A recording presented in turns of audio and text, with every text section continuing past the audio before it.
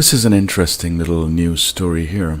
Cold fusion reactor, 10,000 times the energy density of gas.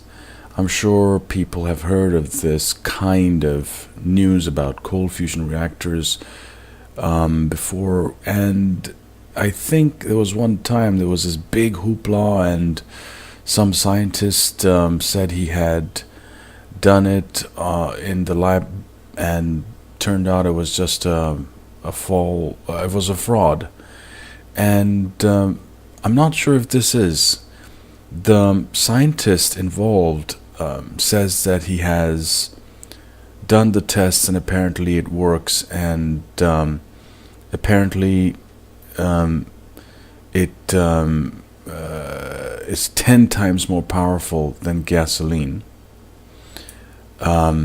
And apparently an independent group of scientists also verified the tests, but they don't know how this works, because there's a container that, there's a box kind of thing where the thing goes on.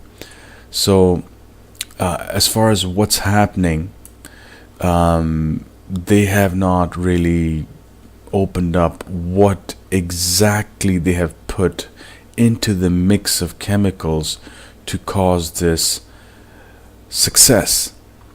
So it's unproven, and I'm so hopeful that this is true,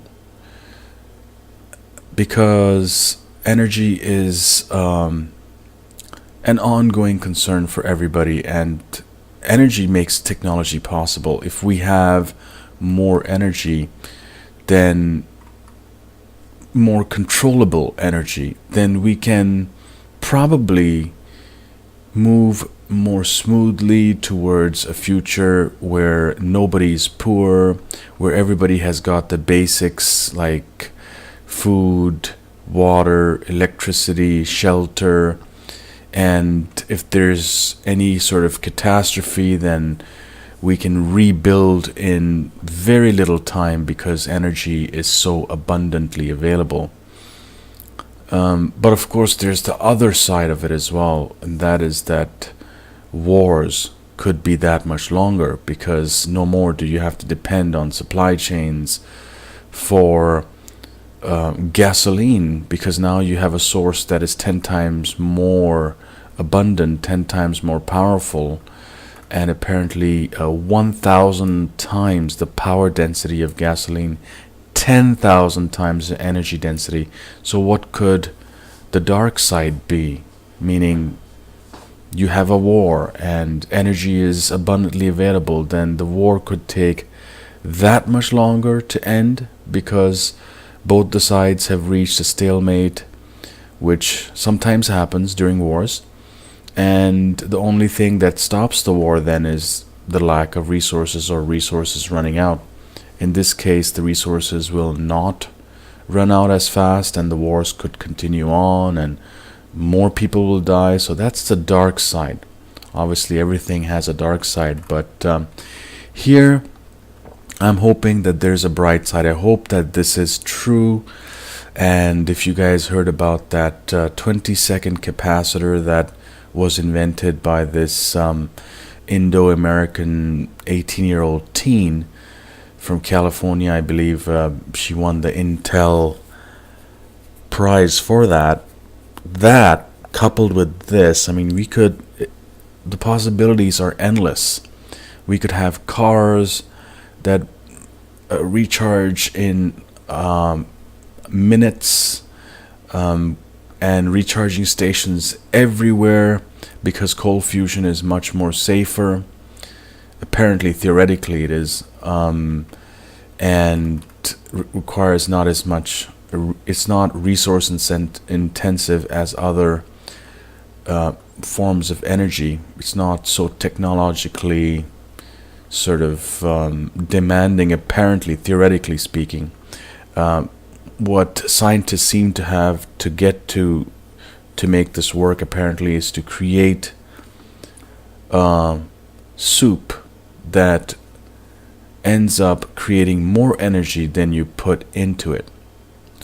So I really hope this is a possibility. I really hope that this comes to the point where it is proven and then mass produced, so that even the third world, where the poorest of the poor people live, they will have the basic necessities that a lot of the first world countries now take for granted. Like, I'm saying necessities, and I'm going to use telephones, communication.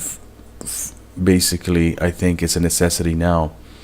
So, cell phones for the poor, food, water, electricity. I think a lot of that is starting to get covered, but still the poor don't have access to free internet, for example. This may make it possible. The poor don't have access to housing because of energy costs. This may make it possible because it is so simple and the energy is so abundant. What do you think about this? Do you think that coal fusion is a possibility? Theoretically speaking, a lot of people, scientists say it is. Some people say it's not. And apparently, this person has supposedly proven that it's possible, and but it still stands to be proven, to the point of the whole world seeing a prototype to experiment with. They did the tests and they were successful. They're like able to duplicate the technology, and notice generally good report with no obvious errors, blah blah blah. But also have total confidence in the paper. Don't have total confidence.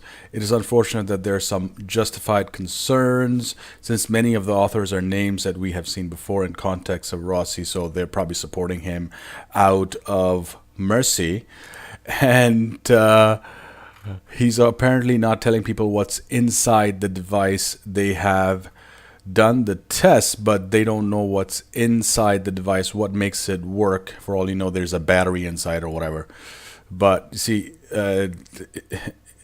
stuff like this, pops up by scientists who are being funded by some government agency, and then they keep getting money, they keep getting paid, and they're probably. This is a cynical view, obviously. I'm looking at it cynically because this thing has not been proven, and this person, Mr. Rossi, has been in the news before.